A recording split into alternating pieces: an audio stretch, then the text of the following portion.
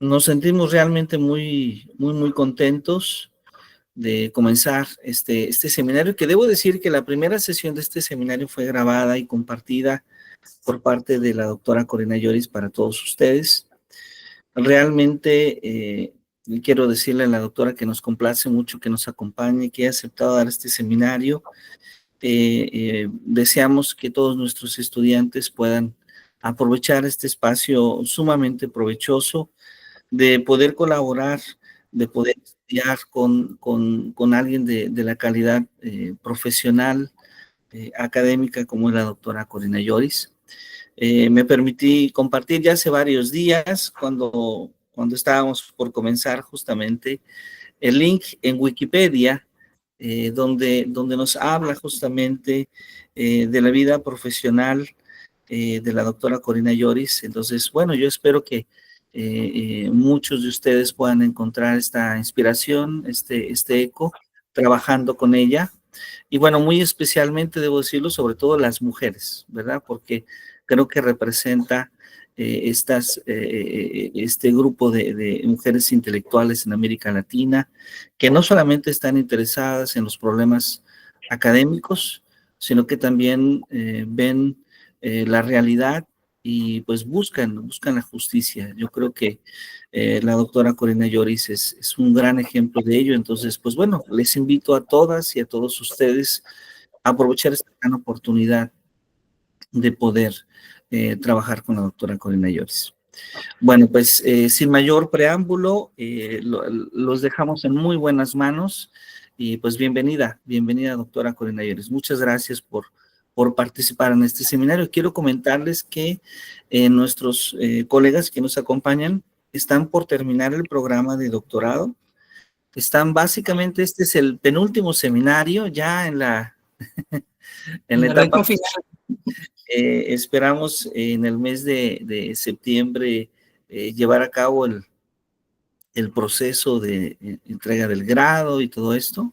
Entonces, pues bueno, yo espero que todos estén muy motivados y que aprovechen mucho este seminario y el siguiente, que serán los últimos 2 espacios de formación.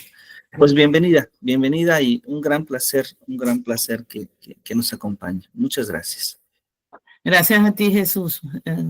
Y a todos, bueno, buenos días. Por ahí dijo Lila, creo que es el nombre, que ya no había recibido la grabación. Bueno, yo le pedí por el WhatsApp, por el grupo de WhatsApp, los correos electrónicos, y a medida que me fueron llegando, yo fui enviando la grabación. No tengo ningún inconveniente, Lila. Si me pones en el WhatsApp tu correo electrónico, y si me lo habías puesto, me lo recuerda, y yo con mucho gusto te envío la clase anterior. Yo por el momento, mientras saludo, voy a mantener la cámara abierta, pero después la voy a apagar para siempre mejorar la calidad de la transmisión, porque nosotros aquí en Venezuela pues tenemos muchos problemas con internet y con la luz. Yo creo que, bueno, ya vieron el...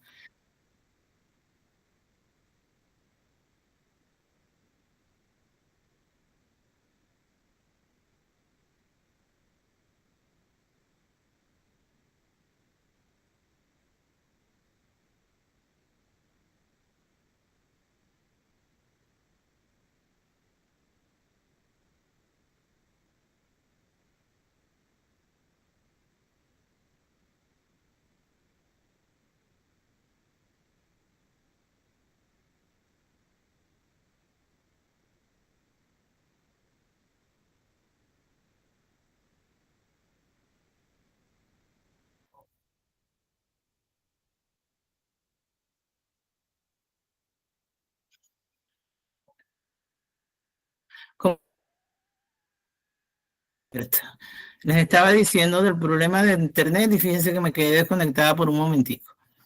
Sí les voy a pedir, por favor, que cuando yo vaya a hacer la presentación, como yo voy a quedar con toda la pantalla ocupada por la presentación, no los voy a ver a ustedes, que si me quieren hacer alguna pregunta me interrumpan sin ninguna vergüenza de su parte, me interrumpen, y si por alguna casualidad me he quedado desconectada, pues me lo hagan saber a través del WhatsApp.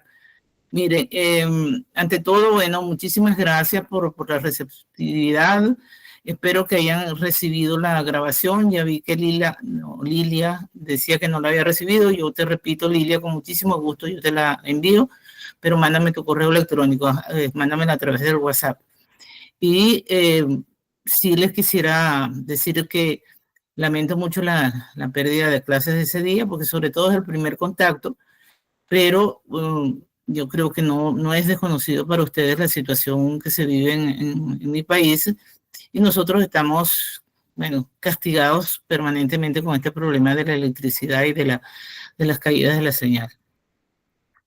De manera que yo por eso cuando empiezo las clases trato de hacerlo lo más rápido posible, de manera de aprovechar el tiempo y pedirle a todos los santos que no haya ninguna interrupción.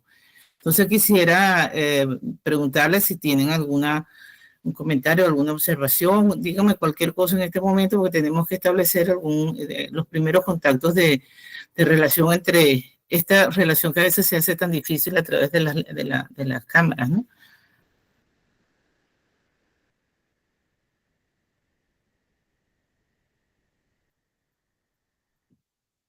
Bueno, silencio absoluto, ¿no?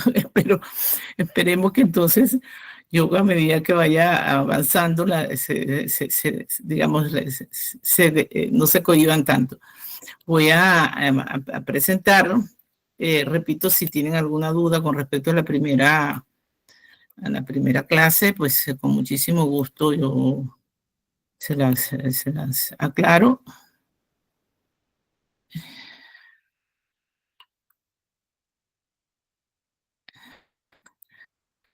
Aquí estoy. Entonces, como tengo la experiencia de que muchas veces yo abro la presentación y no se ve completamente, quisiera preguntarles si están viendo la pantalla con la diapositiva de la presentación en PowerPoint, por favor. No, doctora, buenos días. No, doctora, estamos viendo, pues creo que es el WhatsApp o el enlace para la videollamada. Ok, déjame otra vez hacerlo.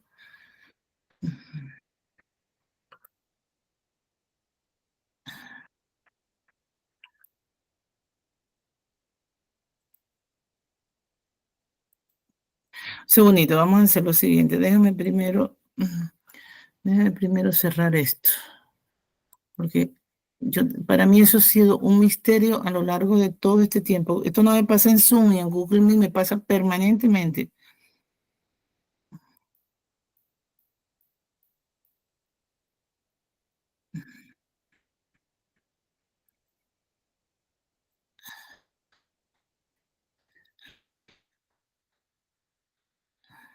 Esto no es. Pero es que usted sabe lo que me pasa, que si yo cierro esto, espérese un momento, perfecto.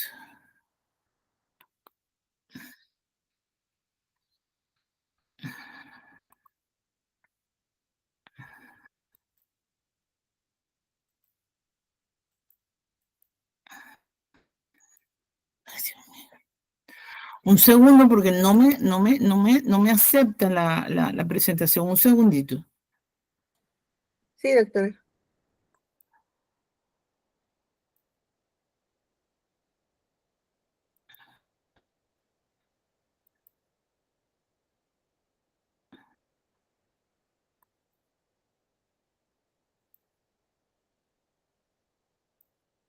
¿Ahora sí? Sí, doctora, ya se aprecia. Ok, muchísimas gracias. Hoy me salió una cosa distinta que no me había salido nunca. Entonces, por eso todos los días se aprende algo nuevo. Bueno, la semana pasada, pues la antepasada les envié la presentación. Cualquier duda y cualquier aclaratoria, necesidad de una cosa, ustedes tienen la libertad de preguntarme por el WhatsApp o por el correo electrónico. No tengo ningún inconveniente. Lo más que puede pasar es que yo les diga, te respondo dentro de un ratico, nada, pues que a veces no, y además que nosotros tenemos una diferencia de 2 horas y a veces pesan las 2 horas. Hay otros momentos que no pesan, pero en otros momentos sí. Entonces, yo había hablado en los primeros momentos incluso de lo que es la definición del currículum. Yo creo que son elementos que ustedes conocen, pero que hay algunas cosas que necesitamos refrescar y otras hacerles un poquito de hincapié, ¿no?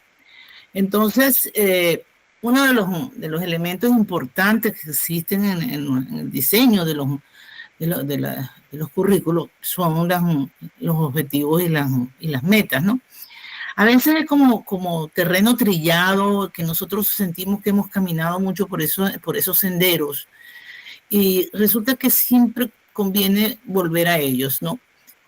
Nosotros aquí en Venezuela tenemos los currículos centrados en las competencias, que ya en la presentación anterior les hice algunas observaciones sobre eso.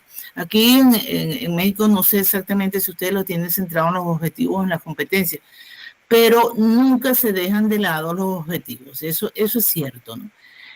Hay teóricos muy grandes sobre el uso de los objetivos, y aquí yo les voy a presentar algunas críticas que se le han hecho a ese modelo de diseño del currículum.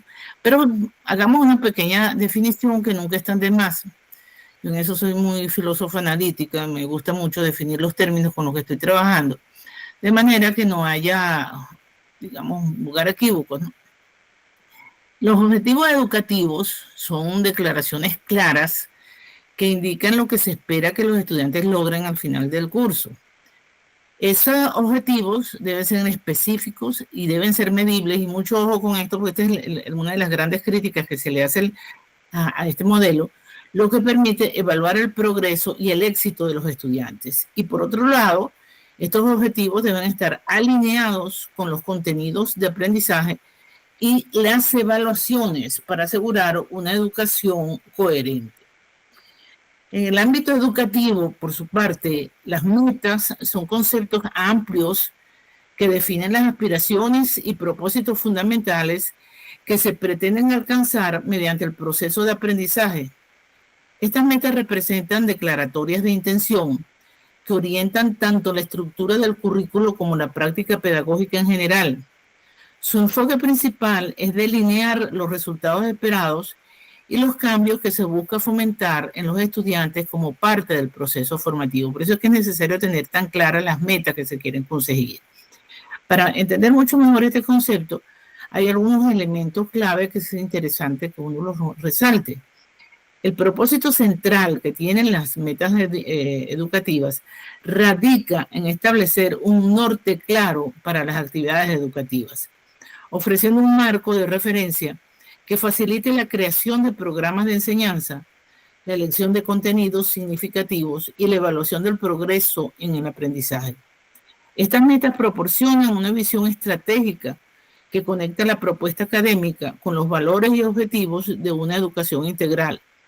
No es lo mismo que yo tenga como meta en un programa de educación física preparar a los que están allí para que participen en las Olimpiadas del año correspondiente, a que yo centre la meta en sacar unos verdaderos profesionales de la educación, la educación física. Ahí varía completamente, entonces, porque incluso los objetivos después se van a cambiar a la medida que las metas se hagan de manera específica, ¿no? Doctora, en términos de, disculpe, digo que sus diapositivas no están corriendo. Ay, Dios mío, qué fastidio, por Dios santo, hija, y gracias por avisarme. Yo no sé qué me pasa con este programa. Usted sabe, ahora sí pasa. Ya corrieron. ¿Sí? Ajá. Un segundito, dije, ya voy, porque ahora no sé dónde estaba. Ajá. Estaba aquí. ¿Esta la vieron? No, doctora, básicamente nos quedamos con la primera, con la de la presentación. Con esta. Lo que pasa, doctora, es que no le está cargando, pero para presentar. Estamos nosotros viendo todas las diapositivas. Ahí sí podemos ir observando, pero ya al momento de que usted lo proyecta, ya no se carga en pantalla completa. Bueno, entonces, déjenme una cosa. Ustedes ven donde dice objetivos y metas educativas, ¿la ven? Y Sí, ahorita sí lo podemos ver. Déjame hacerte otra pregunta. Si yo la amplío, la pongo grande, ¿no la ven? No, ya no, ahí ya no la podemos ver. O sea, ya Ok, no se entonces amplía. Nosotros sí observamos todas sus diapositivas, pero no se presenta. Y entonces a usted sí le parece que van corriendo, pero a nosotros no, se queda en la que ahorita Sí. está, por ejemplo, presentando. Igual, doctora, si Perfecto. gusta puede hacer así, la podemos nosotros, porque sí se alcanza a ver para nosotros, sí la podemos visualizar. Ajá, espérate un segundo. Ajá. Porque es que, tú sabes, me ha pasado, me está pasando algo totalmente distinto con ustedes que cuando yo utilizo el Google Meet en otros momentos. No sé por qué, ¿no? De verdad que ignoro.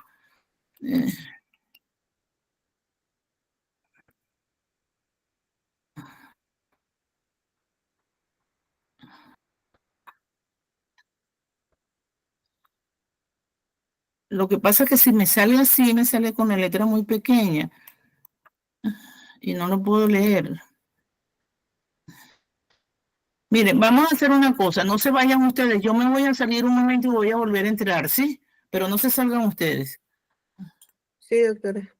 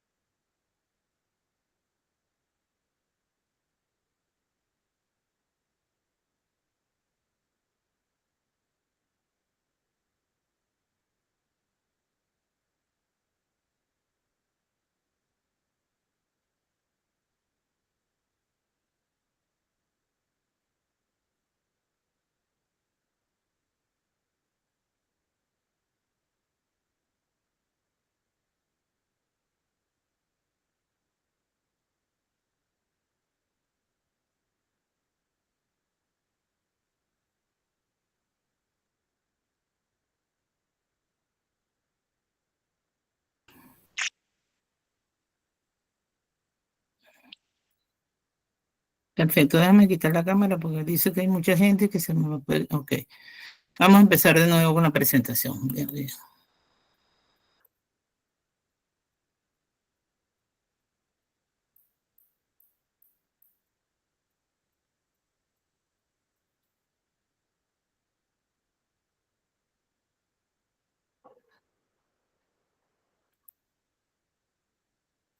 Bueno, entonces vamos a hacer lo siguiente. Yo voy a no hacerla agrandando la pantalla, sino viéndolo así, para evitar lo que nos está pasando, pues se pierde mucho tiempo. Me van diciendo, ustedes la están viendo en este momento, ¿verdad? Sí. Sí, doctora. Un segundo, porque necesito tener la seguridad de que tengo abierto, sí, que me está diciendo que hay muchos participantes y están todos los micrófonos apagados. Muy bien. Entonces, yo les había ya hablado de la definición de los objetivos y les decía, voy a repetir, ¿no? Y les decía que si bien es cierto que en muchos lugares ya definir los objetivos en los currículos es como el pasado. Sin embargo, ustedes pueden, y lo pueden consultar a través de las redes. Ustedes se meten en cualquier sitio, en cualquier instituto universitario de educación superior y se van a encontrar que los programas siguen estando definidos en función de objetivos y le agregan las competencias. Evidentemente que entonces conjugan con las dos cosas, ¿no? Los objetivos no son otra cosa que unas declaraciones claras que nos indican a nosotros qué es lo que se espera que los estudiantes consigan al finalizar el curso. Y por supuesto, estos objetivos tienen que ser muy específicos, deben ser medibles. Les quiero subrayar lo de la palabra medible, porque esa es la gran crítica que se le hace al modelo centrado en objetivos y lo que permite evaluar el progreso y el éxito de los estudiantes.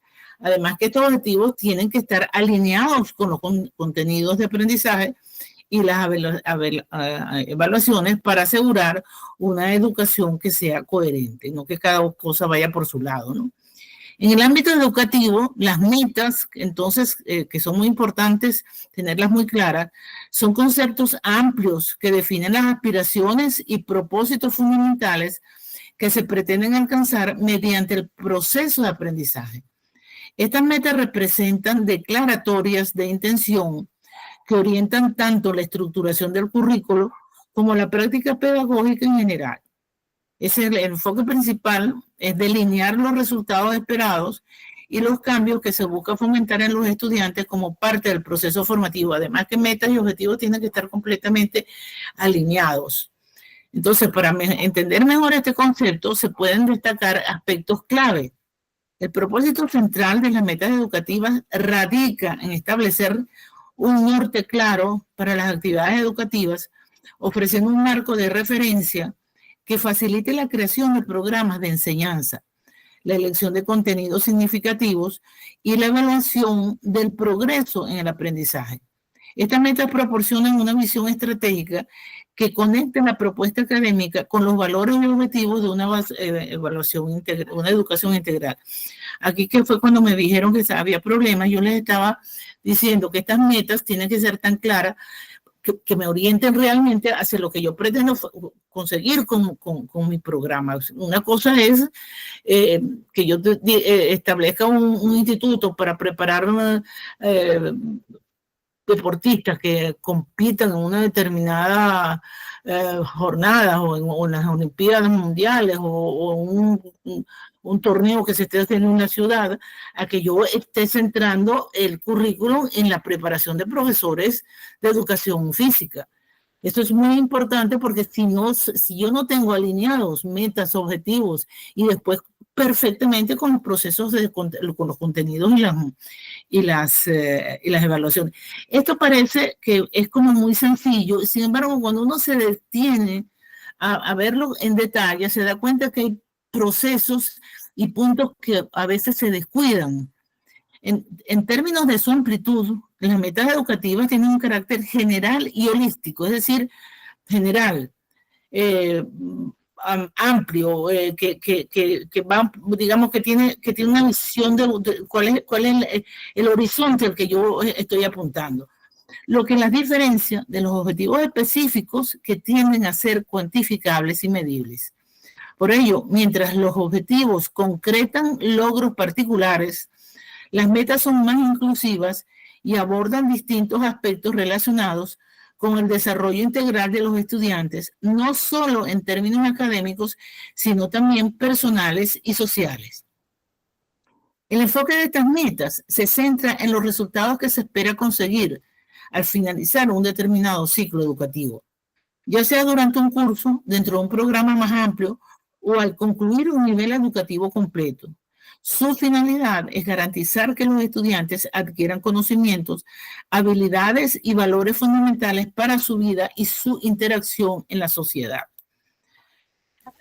Algunos ejemplos ilustrativos de estas metas educativas incluyen aspiraciones como formar ciudadanos responsables y críticos con un fuerte compromiso con el entorno social, promover en los estudiantes el pensamiento analítico, lógico-científico y la capacidad para resolver problemas, incentivar su creatividad y fomentar una actitud innovadora, así como asegurar que dominen las competencias básicas como leer, escribir, calcular y expresarse con fluidez. Claro, estos son ya elementos mucho más primarios, ¿no? Más básicos. Y como nosotros estamos hablando en un sentido general, ustedes son docentes, bien sea de la educación básica como de la educación secundaria o ya en niveles universitarios, pues es que hay que hablar desde los primeros momentos hasta los estadios más elevados, ¿no? La importancia de las metas educativas radica en su papel como el eje rector del sistema educativo. Desde la planificación curricular hasta la evaluación del aprendizaje, estas metas guían cada decisión y acción dentro del ámbito escolar, asegurando coherencia entre las políticas educativas y sus implementaciones prácticas. Miren, mientras estoy leyendo, me vino a la mente un problema que nosotros tenemos, que hemos sufrido nosotros en Venezuela, hablando de la educación secundaria. Hubo un momento que desde el Ministerio de Educación, que es del cual depende pues, la educación primaria, básica y secundaria, en los programas educativos se eliminaron materias como la historia, no solamente la historia universal, sino la historia de Venezuela. Ustedes se imaginan el caos que uno se enfrenta cuando está en la universidad dando unas clases y hace alusión a un contexto histórico. Yo les puedo decir sin ánimo de burlarme ni remotamente porque no soy capaz de burlarme de un desconocimiento de alguien. Recuerdo unas clases que yo estaba dando en una universidad aquí en Venezuela y yo hice alusión a, me parece que fue, no sé si Aristóteles o a Platón. Entonces una de las estudiantes, si usted supiera que no era el primer semestre, creo que era el segundo o tercer semestre, y una de las estudiantes me puso cara de que no tenía la menor idea, digamos que fue Platón, que no tenía la menor idea de quién era. Entonces yo le pregunté si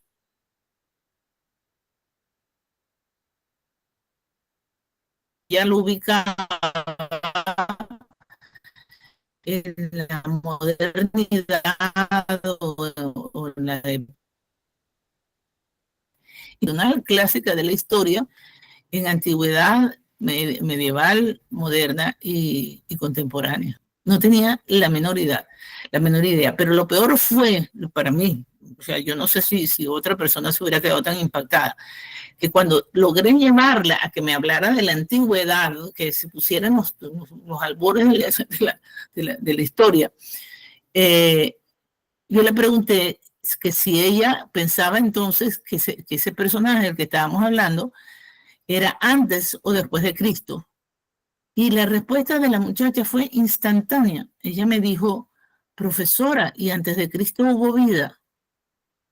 Entonces, yo no me lo podía creer, porque estamos hablando de la universidad, no estoy hablando de una persona que estuviera en los primeros años del bachillerato. Ese desfase que a veces ocurre en las planificaciones de los programas traen graves consecuencias no solamente para el aspecto educativo en una universidad o en otro tipo de institución, es el desconocimiento que se tiene del mundo y de la sociedad.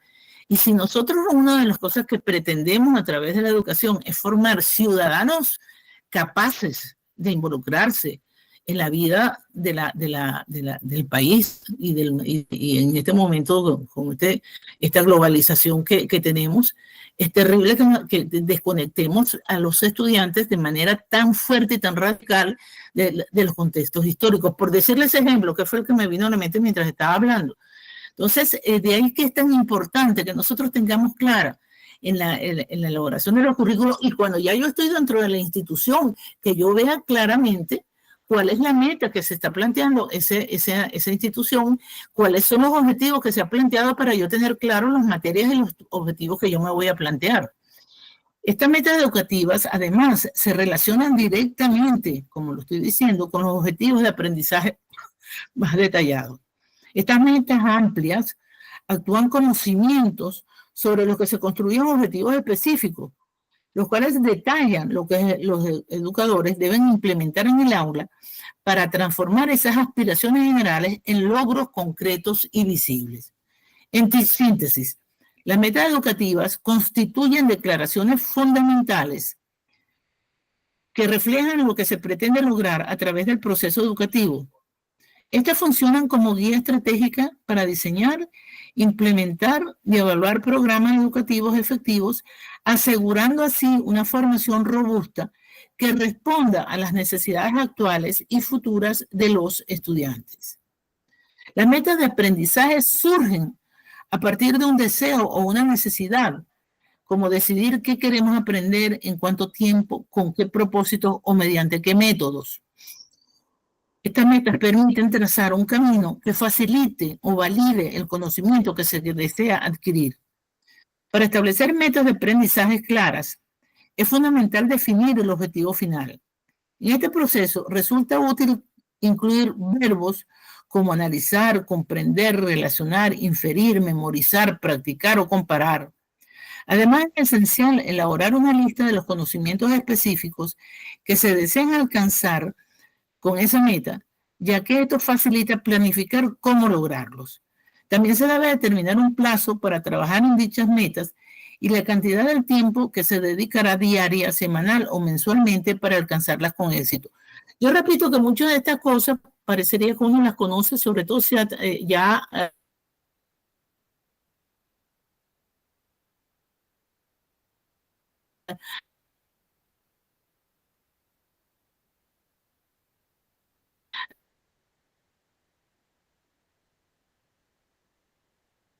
ha ejercido la función docente. Sin embargo, muchas veces nosotros utilizar unos verbos que yo no veo por qué, pero es que está clarísimo, que es lo que yo pretendo. Yo quiero que la persona relacione o que analice, o que haga ambas cosas. Entonces, ahí se necesita ir priorizando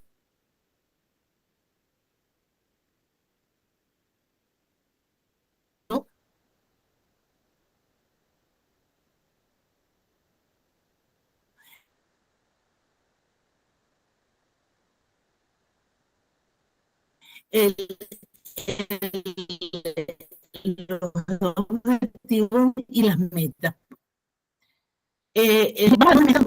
Sepa redactar una carta. Pero también yo puedo tener como meta aprender un nuevo idioma. ¿Cuáles son los elementos que yo debo plantear después como objetivo para que esa meta se pueda cumplir? O, por ejemplo, adquirir conocimientos en un lenguaje de programación o comprender un software o un hardware específico. Fíjense que son metas completamente distintas que van a determinar no solamente los objetivos, sino los contenidos o las competencias, dependiendo después cómo desarrollemos el currículo. Una meta de aprendizaje, para ser efectiva, debe incluir retroalimentación y objetivos claramente medibles. Por esta razón, utilizar verbos en su formulación es clave. Estos objetivos deben ser específicos, alcanzables y realistas. Es importante ser consciente de los límites y mantener una perspectiva equilibrada al plantear metas. Intentar aprender demasiadas habilidades en un solo intento puede resultar poco práctico y llevar al fracaso. No solamente eso, sino que puede crear bastantes problemas en el estudiante que se siente sobrepasado por lo que le están pidiendo y puede incluso abandonar los estudios, ¿no? Para aumentar las probabilidades de éxito en las metas educativas, se deben considerar las siguientes recomendaciones. Contar con el apoyo de un tutor, nosotros le decimos en Venezuela así, o mentor que acompañe y supervise el progreso. Relacionarse con profesionales, colegas o amigos que compartan objetivos similares o que ya los hayan logrado. Usar herramientas tecnológicas que permitan hacer seguimiento a los progresos. Establecer horarios claros y organizarse mediante cronogramas de trabajo. En resumen, las metas de aprendizaje permiten estructurar lo que se desea aprender de manera eficiente.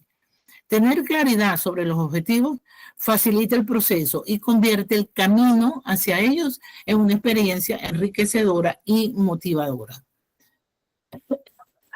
Perdón.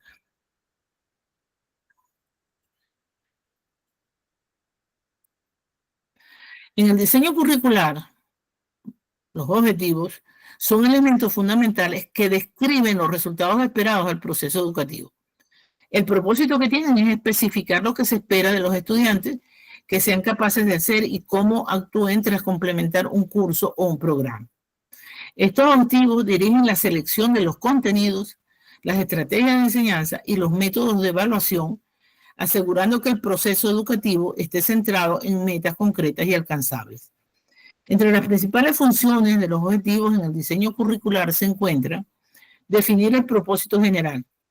Los objetivos marcan la dirección del currículum y establecen lo que se busca lograr con la experiencia educativa. Guía para la acción.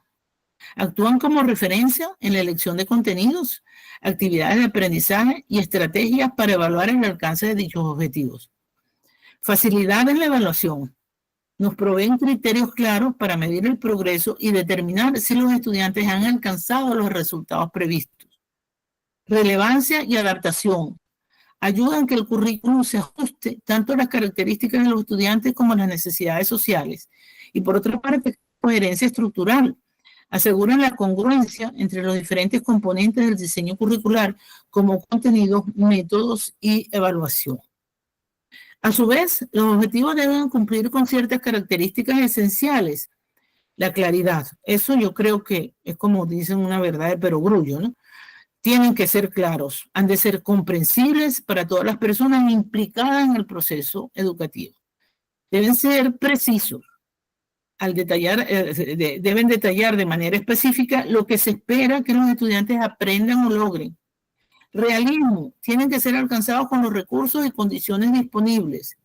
Medibilidad, es necesario que sean evaluables y observables para verificar su grado de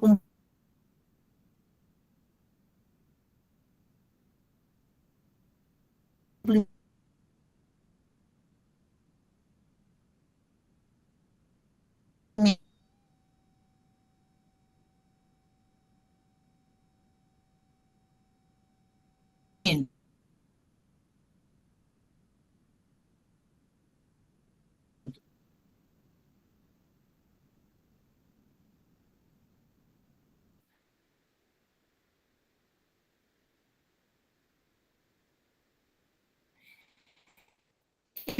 Síntesis. Los objetivos representan la a largo plazo de lo que se espera lograr, mientras que los objetivos son declaraciones más específicas y concretas de lo que se espera que los estudiantes aprendan o sean capaces de hacer. Las metas son declaraciones generales que establecen la dirección general del currículo.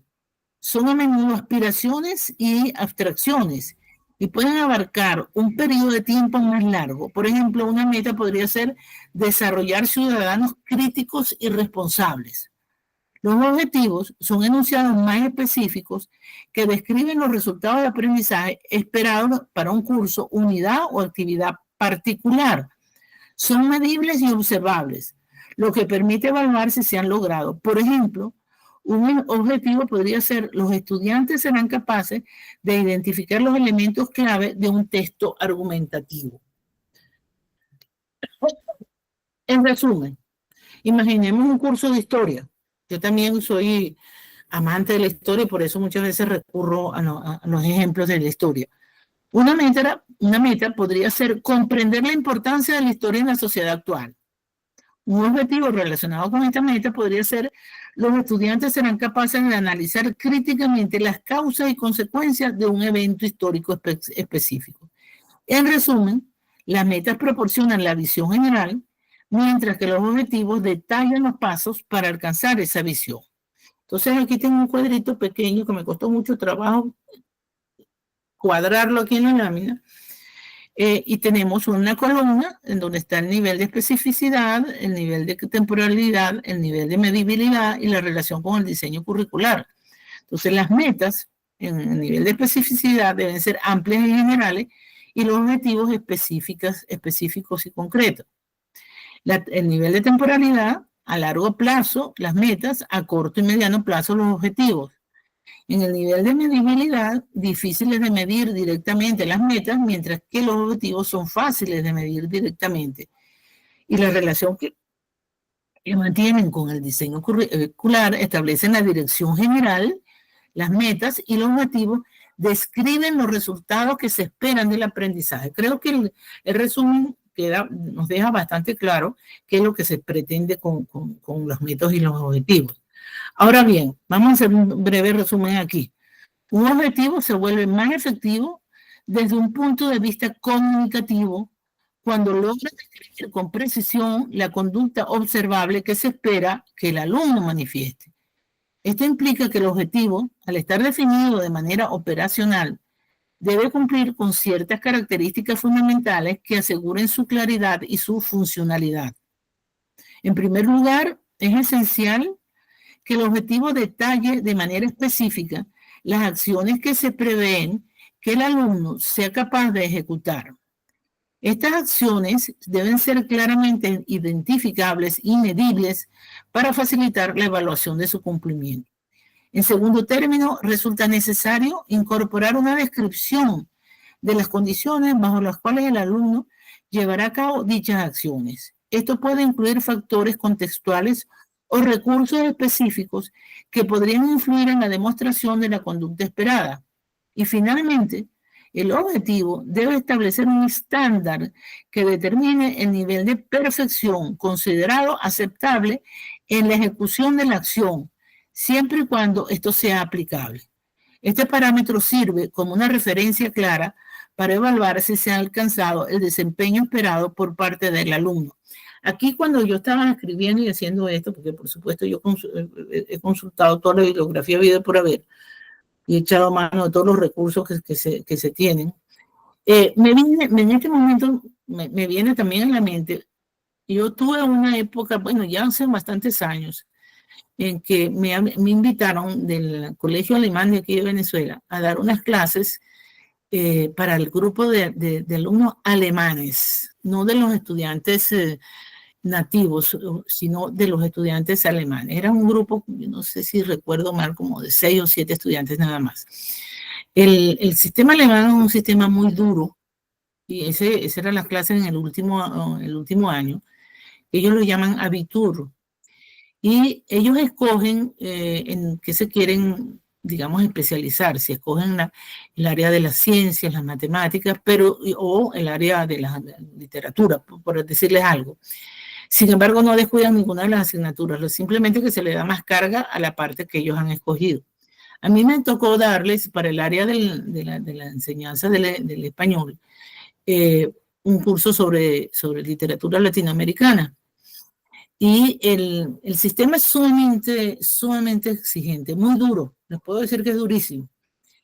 Entonces, a lo largo del año, un año académico, yo le hice varias evaluaciones y ellos tenían que las hojas de los exámenes dividirlas en partes y dejar un margen para que se le pudiera, y el profesor pudiera hacer correcciones. Con la ortografía, durísimos, tantos errores ortográficos, tantos puntos menos.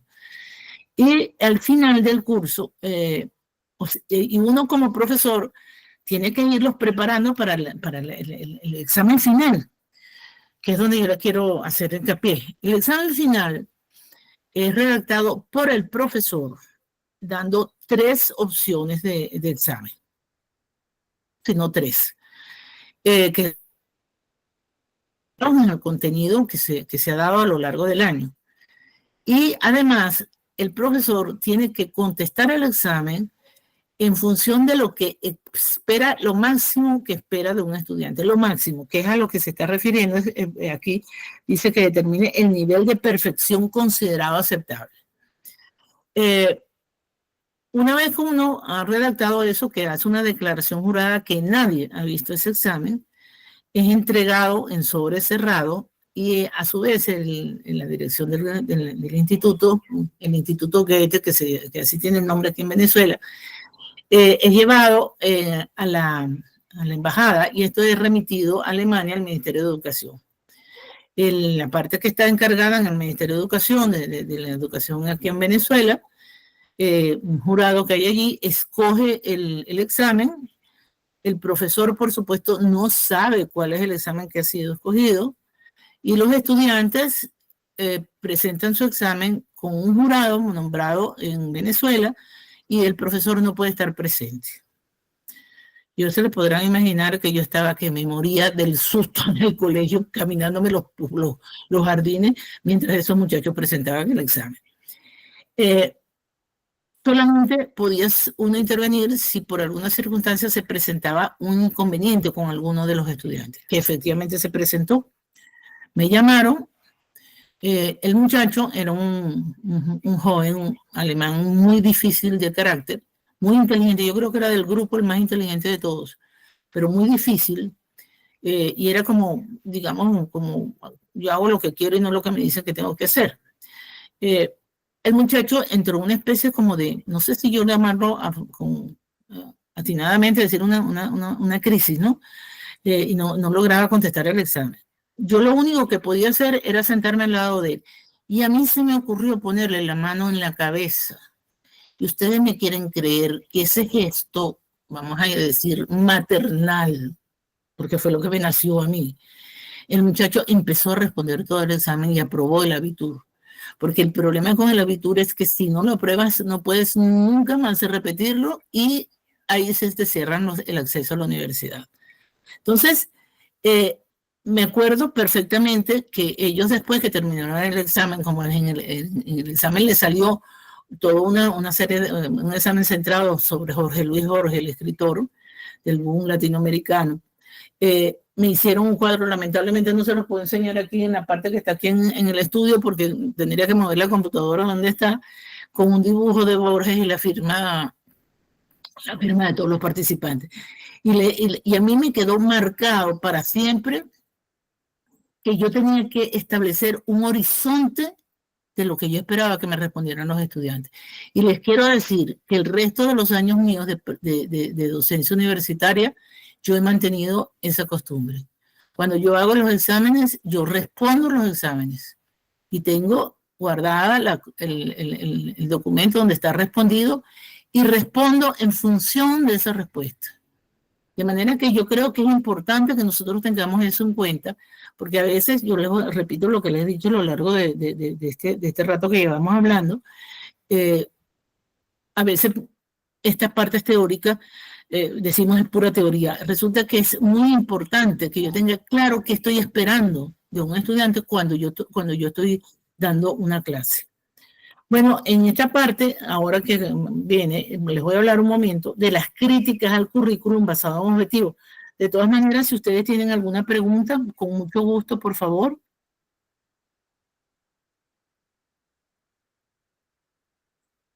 No, doctora, todo bien, gracias. Bueno, gracias a ti. Ay, Dios, un segundo, que he volteado una cosa aquí en el estudio, en el escritorio. Un segundo, volteé el agua y no, ya, lo pude resolver. Aquí había Usted sabe, a mí mi ex esposo, que falleció ya hace unos años, me enseñó a que no teníamos que tener sobre el escritorio nada que se pudiera derramar, y como no le sigo el consejo, menos mal que no hice ningún desastre. Que estoy sufriendo de unos accesos de tos muy grandes, tengo que estar tomando agua por recomendación del médico permanentemente. Es un fastidio el acto. Parece que son las secuelas que quedan del COVID, ¿no? Entonces, para sintetizar las críticas al modelo tecnológico descrito, yo me voy a apoyar en las observaciones realizadas de un autor que hizo aportes muy interesantes en el tema, que se llama Jimeno Sacristán, es profesor de la Universidad de Valencia en España, tiene varias obras, yo se las reseñé al final de la presentación. Él señala que este modelo muestra una aparente neutralidad al declararse una visión desligada de los problemas de valoración, enfocándose exclusivamente en ofrecer una educación eficaz. En este sentido, plantea el desarrollo del currículum como una gestión orientada a la eficiencia, donde se suma un carácter instrumental mientras se desestima el modelo de fondo al cual sirve. Una característica inherente al modelo es la tendencia a favorecer la supervisión mientras reduce los márgenes de improvisación o iniciativa personal. Esto establece bases para el control y el autoritarismo, disfrazados bajo formas socialmente aceptadas que forman parte del desarrollo curricular. Jimeno Sacristán también sintetiza varias implicancias éticas e ideológicas derivadas de la aplicación del modelo basado en objetivos. En primer lugar, señala la adaptación. Se priorizan las capacidades adaptativas por encima de las creativas, revelan un modelo implícito de ser humano que enfatiza conformidad más que innovación. En segundo lugar, señala la pasividad, promueve la homogeneidad y el sometimiento en lugar de estimular la individualidad y las diferencias personales. En tercer lugar, aprender es asimilar. Subestima los aspectos más profundos del aprendizaje, a pesar de promoverse como una pedagogía superada del enfoque tradicional. Y se sigue con el cuarto, que es la simplificación del aprendizaje. Descuida elementos importantes del proceso educativo, aunque intenta posicionarse como un enfoque centrado en lo psicológico. Según Stenhouse, otro de los críticos del sistema, este modelo sobredimensiona nuestra capacidad para entender los problemas educativos y reemplaza hipótesis por simplificaciones, cayendo en el error de creer que los resultados son siempre predecibles. En el fondo es que es muy conductista, eso es lo que pasa. En el fondo es que este es un modelo muy conductista que se basa en eso, ¿no? Yo hago tal cosa y tiene que dar tal resultado. También se habla de los contenidos impersonalizados. Los conocimientos se transmiten sin considerar la experiencia personal y social del alumno. Limitaciones según áreas. Resulta más útil que las disciplinas científicas en una sociedad tecnificada, aunque exhibe dificultades en áreas como las artes, donde las conductas suelen ser menos predecibles, tal como señala otro de los teóricos, Eichner. La adaptación social parte del supuesto de la que sociedad es un hecho dado e inalterable, fomentando su aceptación tal como está en el presente. Jerarquía y centralización. Refuerza estructuras jerárquicas y centralizadas dentro del sistema educativo. El modelo empresarial adopta un enfoque utilitarista centrado en la asimilación, adquisición de destrezas y eficiencia, abordando los problemas educativos desde una perspectiva empresarial. Estas observaciones evidencian cómo el modelo basado en objetivos puede generar tensiones éticas y pedagógicas al priorizar la eficacia sobre otros aspectos fundamentales del aprendizaje. Aquí les señalé el libro, de todas maneras yo lo reseño al final de la presentación. Ahora vamos a centrarnos un momento en los contenidos curriculares. Allí pues vamos a destacar la importancia de los contenidos que son esenciales para la educación, ya que proporcionan la base del conocimiento que los estudiantes deben adquirir. Un segundo, por favor, perdón.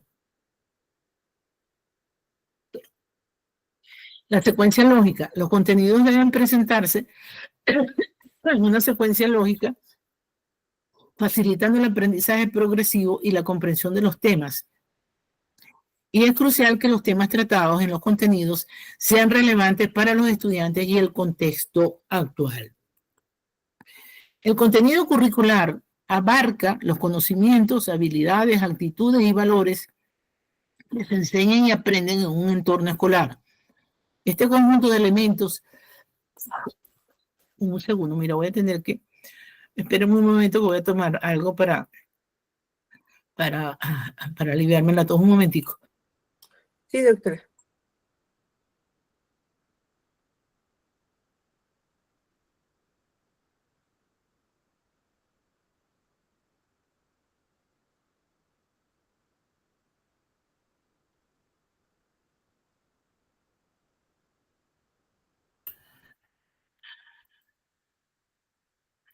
Disculpe, pero es que tengo, según el médico, son unas secuelas. A mí me dio COVID 2 veces y parece que es una secuela de esa, yo qué sé. Y además en este momento aquí en Caracas está todo el mundo con una virosis espantosa.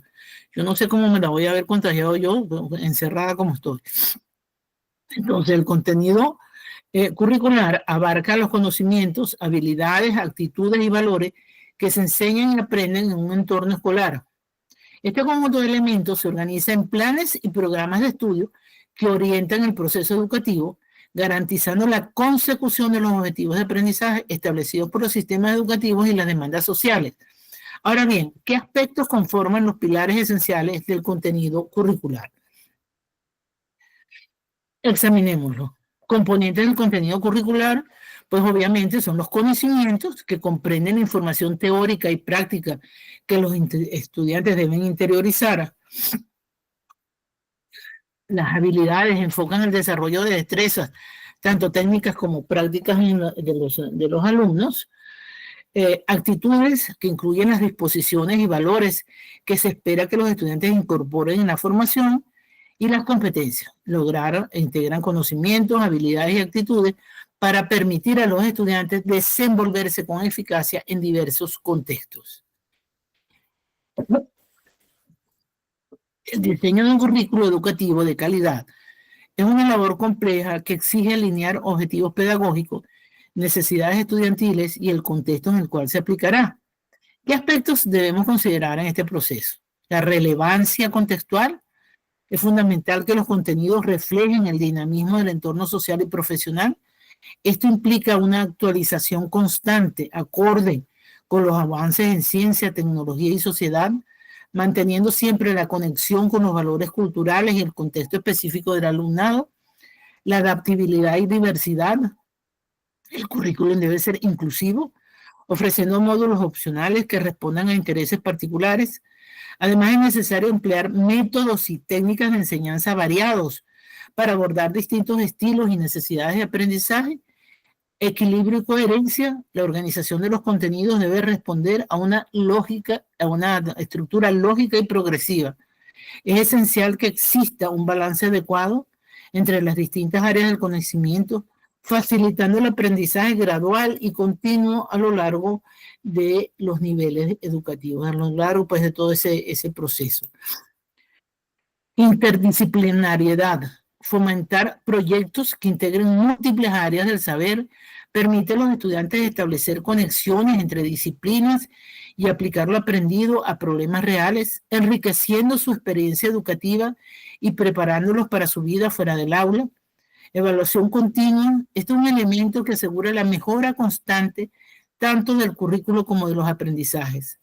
Realizar evaluaciones periódicas ayuda a monitorear el progreso, aplicar ajustes oportunos y proporcionar retroalimentación constructiva que permita a los estudiantes afianzar sus conocimientos. Y un currículum que priorice estas claves resulta más efectivo y relevante, formando individuos preparados para enfrentar retos en diversos ámbitos de la vida. Contenido curricular y sus fases.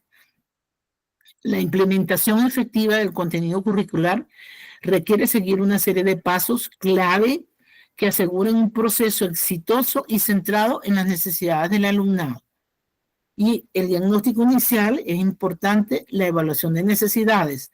Es crucial realizar un diagnóstico para identificar las características, intereses y necesidades específicas de los estudiantes, y el análisis del contexto se debe tomar en cuenta el entorno socioeconómico y cultural en que se desarrollará la enseñanza. Yo creo que en el caso de México, que tienen esa diversidad de lugares y de regiones, eso yo creo que es fundamental. Y me parece excelente la idea de hacer, digamos, de enfatizar que se tome en cuenta el entorno que tiene a su alrededor. Yo me acuerdo con un exministro de Educación aquí en Venezuela, una vez que nos fue a dar una charla en la universidad donde yo estaba en ese momento dando las clases, que es donde yo desarrollé mi carrera académica en la Universidad Católica Andrés Bello. Yo me jubilé de la universidad, pero yo todavía sigo dando clases allá y estoy relacionada con la universidad en muchos aspectos. Este ministro hacía énfasis, por ejemplo, en unos programas educativos para digamos, la educación básica en las zonas del sur de Venezuela, donde están concentradas la población indígena.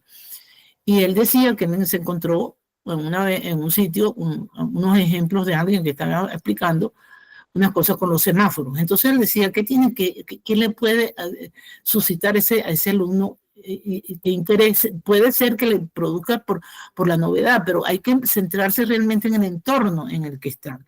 Yo creo que es verdad que hay que tomar en cuenta en dónde estás y lo que tú tienes a tu alrededor. Ahora, claro, eso termina siendo muy difícil. Yo eso concedo que es tremendamente difícil, ¿no? Ahora,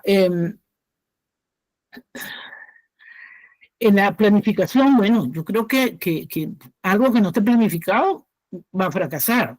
Es importante establecer los objetivos claros, específicos y que sean alcanzables, que realmente se puedan alcanzar, no proponer objetivos que sean digamos, tan ambiciosos que sea imposible que sea cumplido por los estudiantes. La identificación de recursos, cuál es tener y asegurar la disponibilidad de los materiales y herramientas necesarios para llevar a cabo el currículum, eso es fundamental. Si yo estoy dando clases de una materia que tiene prácticas de laboratorio, si no tengo el laboratorio, si no tengo los elementos del laboratorio, ¿qué puedo enseñar y qué puedo esperar que me salgan de esas clases si no tengo esos recursos?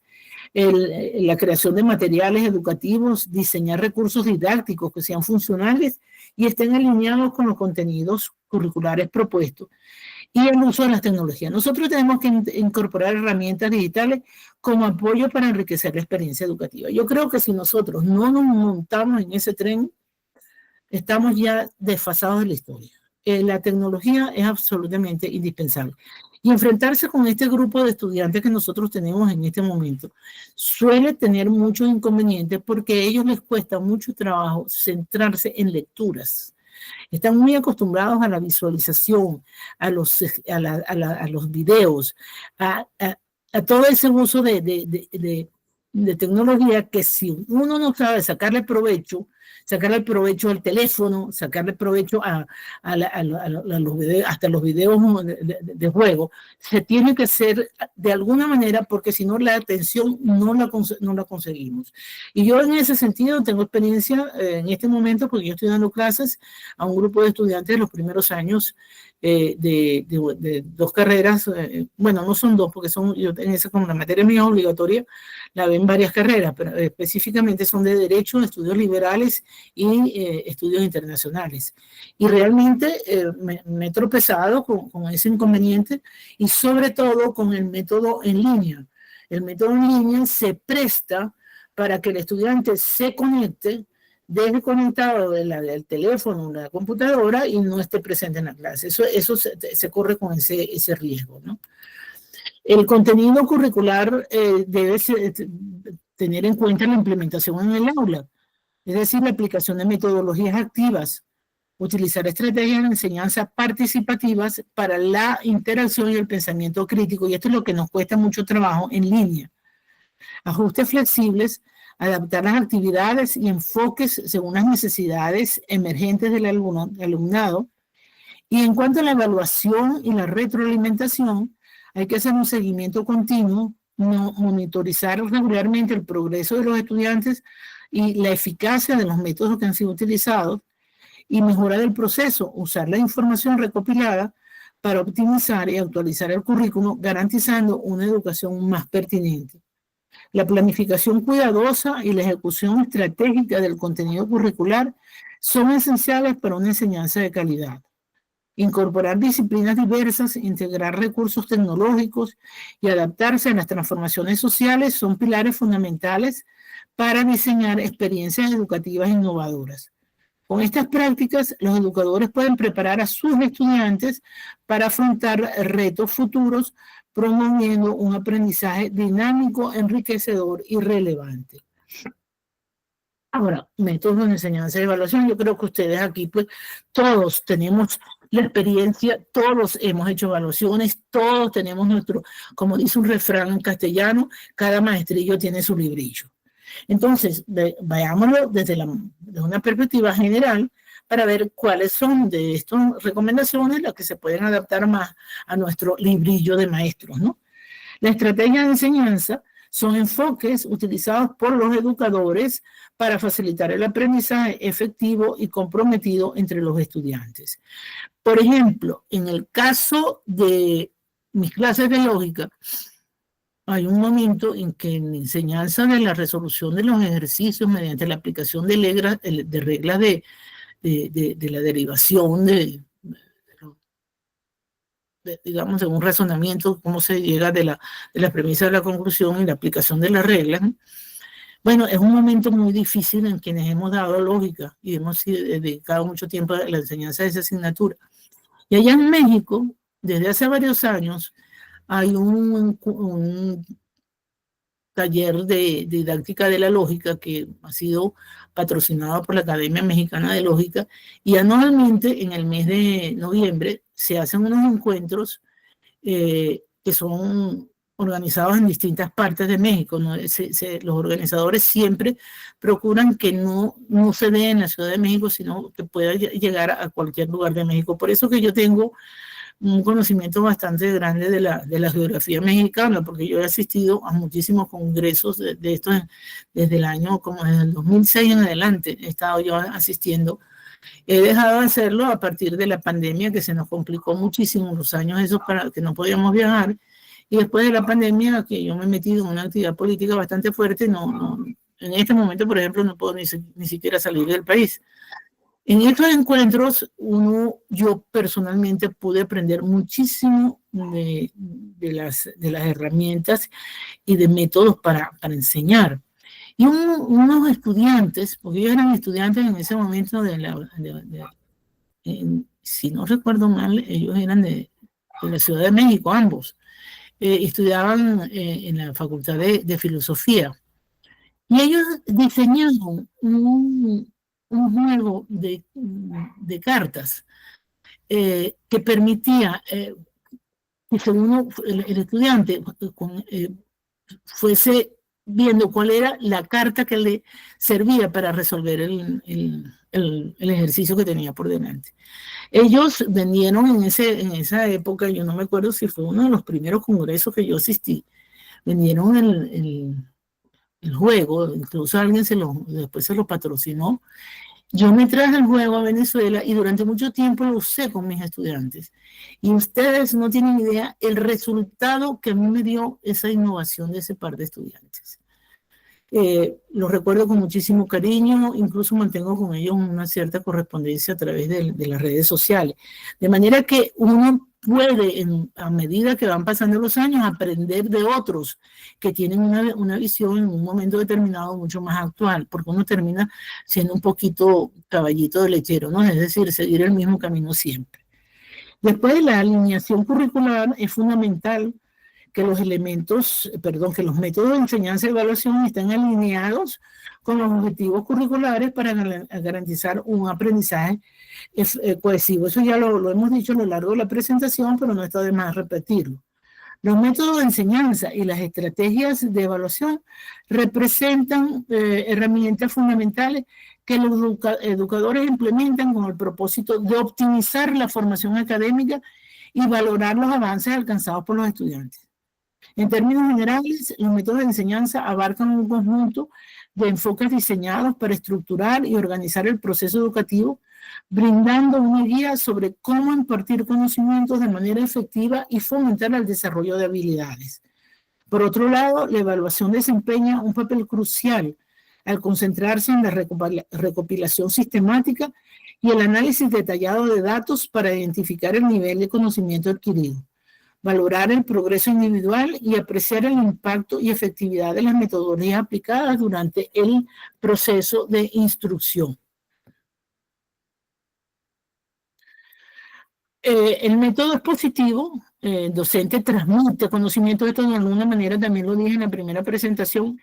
Dios de mi vida, se fue la luz.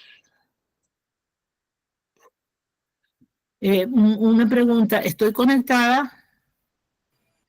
Sí, doctora, le escuchamos. Sí, le pregunto por qué es que se acaba de ir la luz, pero yo tengo una de las redes, me permite seguir conectada. Si me llego a desconectar, me lo avisan por aquí, por el WhatsApp. El método expositivo, el docente transmite conocimientos de manera directa, generalmente mediante exposiciones orales o materiales visuales estructurados. El método participativo promueve la intervención activa de los alumnos mediante diálogos, reflexión y tareas colaborativas que enriquecen el aprendizaje. Y el aprendizaje basado en problemas, que es muy interesante, ¿no? Involucra a los estudiantes en el análisis y resolución de problemas complejos con un enfoque aplicado y significativo.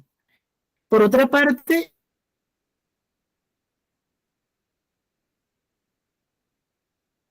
tenemos el aprendizaje cooperativo, impulsa el trabajo divertido, que propone que los estudiantes estudien los contenidos fuera del aula, reservando las clases para ejercicios prácticos e interacción directa entre ellos y el docente. Y el aprendizaje basado en proyectos, que se centra en proyectos extensos que permiten a los estudiantes profundizar en temas específicos y fortalecer competencias investigativas y analíticas. La evaluación diagnóstica, vamos a ver un momento los métodos de evaluación, menos mal que quedan pocas diapositivas.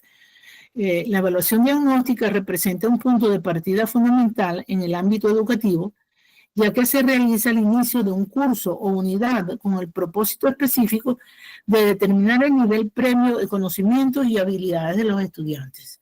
Este enfoque no solo permite identificar las fortalezas y áreas de mejora, sino también ajustar los planes de enseñanza para alcanzar los objetivos educativos de manera personalizada. Por otro lado, la evaluación formativa se inserta durante el desarrollo del proceso de aprendizaje y se centra en ofrecer retroalimentación constante y detallada a los estudiantes. Su finalidad principal es guiar a cada alumno hacia una mejora continua, potenciando su desempeño y comprensión mediante observaciones y ajustes periódicos. La evaluación sumativa, en contraste, se lleva a cabo al concluir un curso o unidad con el objetivo de medir el cumplimiento general de los conocimientos adquiridos y evaluar los resultados obtenidos por los estudiantes. Esta modalidad proporciona una visión integral del progreso alcanzado durante el periodo académico. En cuanto a la autoevaluación, que por cierto yo les quiero decir, a mí me cuesta muchísimo trabajo conseguirlo con los estudiantes universitarios, porque entre varias cosas, y afortunadamente vino la luz. Entre otras cosas, una de las que sucede es que entonces tienden a manifestar su simpatía o antipatía con alguien, ¿no? Y eso cuesta mucho trabajo hacerles ver que tienen que ser objetivos, ¿no? Sobre todo me pasa con los estudiantes de los primeros trimestres. Cuando están más avanzados logran hacer esa autoevaluación. Esta estrategia invita a los propios estudiantes a reflexionar sobre su aprendizaje y evaluar su evolución personal, y se fomenta la autorregulación y la independencia en su proceso, permitiéndoles desarrollar una perspectiva más crítica y consciente sobre sus fortalezas y debilidades. La coevaluación, que es a la que me refiero que les cuesta trabajo hacer, complementa el panorama evaluativo al permitir que los estudiantes examinen y valoren el trabajo de sus compañeros. Estos métodos incentivan la colaboración, el aprendizaje entre pares y el desarrollo de habilidades de análisis crítico. Ya estamos terminando, afortunadamente, no porque quiera terminar la clase, sino por el problema de la electricidad.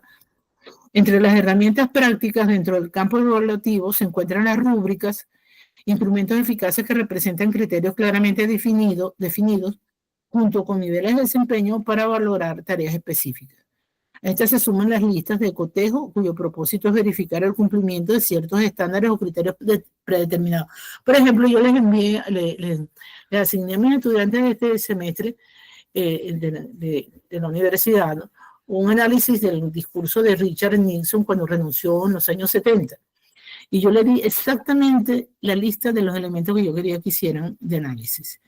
Y también le asigné la puntuación a cada una de esas partes. Eso ayuda muchísimo a que ellos se centren y realmente también a uno como profesor darse cuenta qué fue lo que aprendieron y lo que no aprendieron.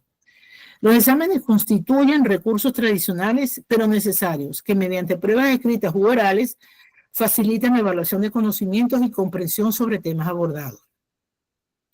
Los portafolios, por su parte, son recopilaciones estratégicamente organizadas de trabajos realizados por los estudiantes que evidencian su progreso y logros a lo largo del tiempo. La observación por parte del docente también tiene un papel crucial en el proceso evaluativo, ya que durante las diversas actividades en clase permite identificar directamente el desempeño y las actividades de los estudiantes. De manera complementaria, los debates impulsan el diálogo y el pensamiento crítico al promover la argumentación, el análisis reflexivo y la articulación de ideas entre los alumnos. Cada una de estas metodologías contribuye significativamente al enriquecimiento del aprendizaje y la valoración precisa del desarrollo académico de los estudiantes a través de enfoques variados e interconectados diseñados para optimizar su experiencia educativa. La selección de los métodos de enseñanza y evaluación debe estar cuidadosamente alineada con los objetivos de aprendizaje establecidos, el entorno específico en el que se desarrolla la educación y las particularidades individuales de los estudiantes. Para garantizar un proceso formativo que sea verdaderamente efectivo y enriquecedor, resulta esencial que los educadores recurran a diversidad de estrategias pedagógicas. Esta variedad no solo permite adaptarse a diferentes estilos de aprendizaje, sino que también fomenta una experiencia educativa más dinámica, interactiva y significativa, capaz de motivar a los estudiantes a establecer y fortalecer su comprensión de los contenidos. Perdón, pero no sé qué me pasó aquí.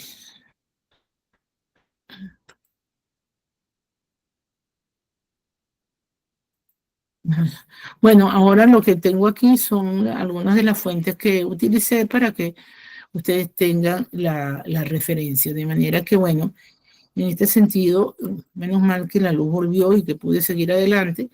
Y bueno, dejo un momentico si quieren, tienen alguna pregunta que hacerme, alguna reflexión, lo que sea. Abro el derecho a la palabra.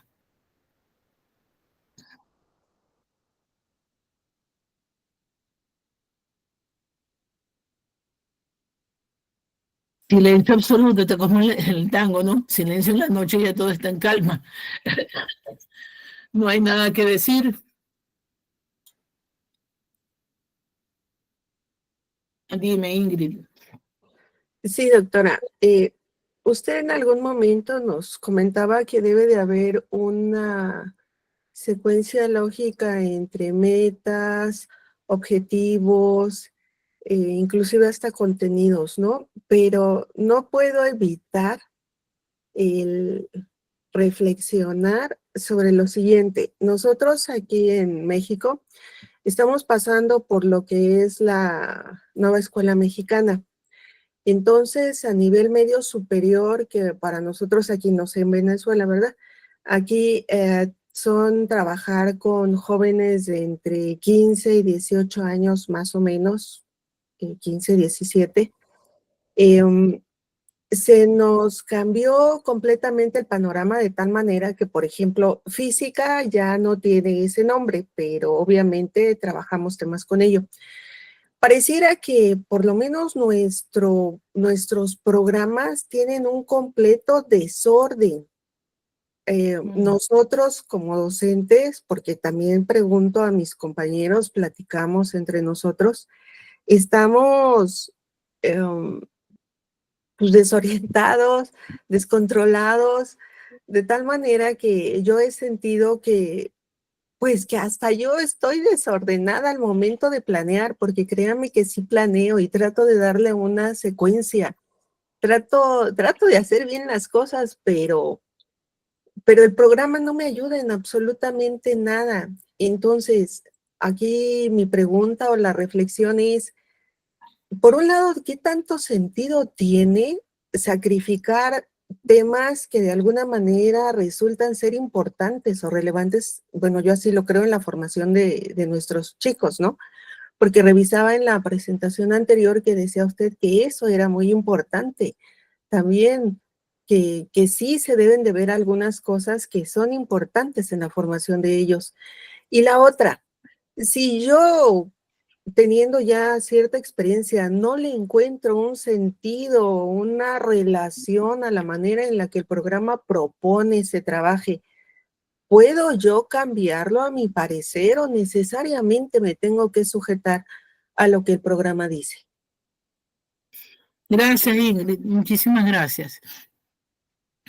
Ciertamente, el desorden entre el currículo y el programa y los objetivos y la realidad afecta tremendamente nuestra labor como docente. Eso es terrible, enfrentarse con eso es terrible, y así como no puedo hablar mucho sobre lo que ustedes están viviendo en México, algo sé, porque yo estoy conectada con con el programa, le he dado clases a otros grupos y aparte de eso, como les digo, yo pertenezco a la Academia Mexicana de Lógica y he viajado mucho a México. Les hice la referencia que desde el año 2006, 2007 he ido casi todos los años, de manera que unos 16, 17 visitas he hecho a México y a sus diversas zonas, ¿no?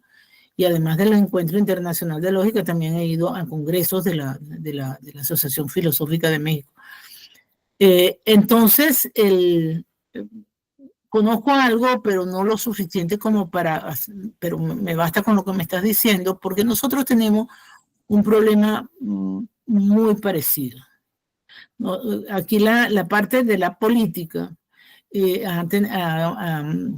ha permeado mucho las distintas reformas que se han hecho en los planes educativos y eso afecta tremendamente, como les acabo de decir, por ejemplo, que ellos no tienen idea de la historia.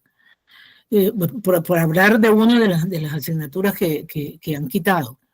Recuerdo en una clase que yo tuve hace un tiempo con unos estudiantes de primer año de Derecho, que yo les estaba dando clases de lógica jurídica, yo les leí un texto de un político venezolano refiriéndose a una etapa específica de la historia del país para preguntarles algunas cosas que tenían que ver con el lenguaje que se estaba utilizando y las funciones del lenguaje.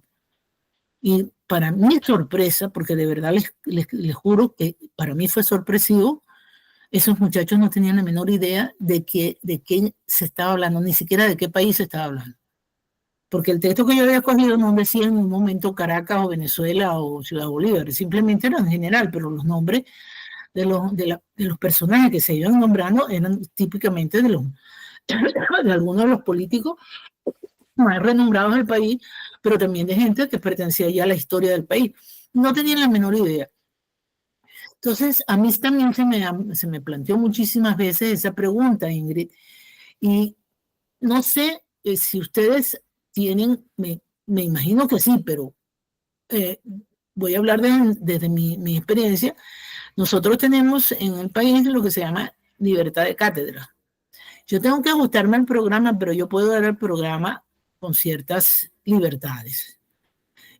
Siempre y cuando no vayamos a caer en una cuestión de ideologizar o de politizar.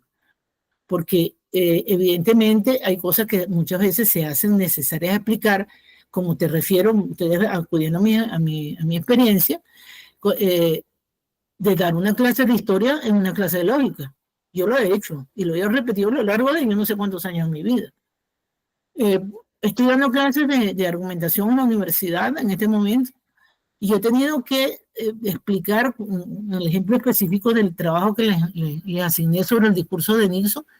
Tuve que hablar durante mucho rato sobre la guerra del Vietnam, el papel de Nixon en el momento ese histórico y después el problema de Watergate, que es el que hace que él renuncie, porque como eso es de los años 70, pues los muchachos hoy día dicen, bueno, yo tengo por qué saber eso de los Estados Unidos. Entonces, es algo muy, muy estresante, Ingrid, y yo te entiendo perfectamente lo que me estás diciendo.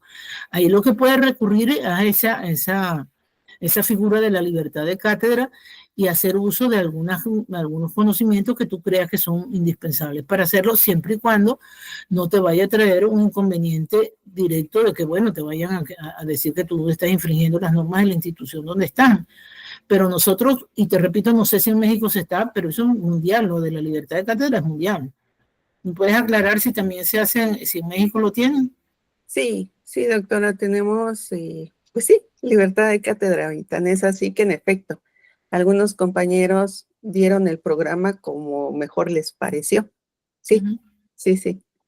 Ahí tienes que echar mano de un buen criterio tuyo y digamos, de adaptarte un poco a ciertas circunstancias, pero sin ser concesiva. Pero lo que te quiero decir es que uno pueda, digamos, refugiarse un poco en eso. Y te comprendo perfectamente. No creas que estás hablando con alguien que no ha sufrido cosas similares. De manera, no sé si te contesté todo, ¿no? Porque me extendí en una cosa y no sé si te abarqué la segunda pregunta. Sí está bien, doctora. Gracias. No, gracias a ti, Ingrid, por intervenir. alguna otra persona quiere, oh, Dios mío, esta tos me tiene fastidiadísima. Imagínense ustedes que me están dando codeína, que la codeína es un opioide, me tiene drogada. Pero es un fastidio. El lunes no mentira, el viernes tengo una cita con un médico, porque me tiene la garganta desbaratada este asunto.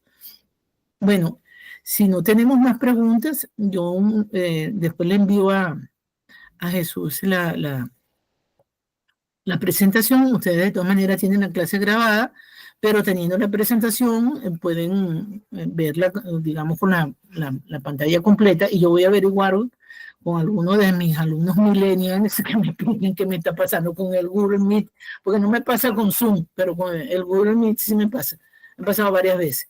Entonces, bueno, si no tenemos más nada en el tintero, un placer haber estado con ustedes hoy, y saben que a través del WhatsApp o del correo electrónico, si tienen alguna duda, alguna inquietud, no duden en contactarme, que yo con muchísimo gusto les respondo. Entonces, un feliz fin de semana y que tengan un día hoy provechoso. Gracias, doctora, igualmente. Gracias. Gracias. Muchas gracias, doctora. Bonito fin de semana. Muchas gracias, bonito fin a todos.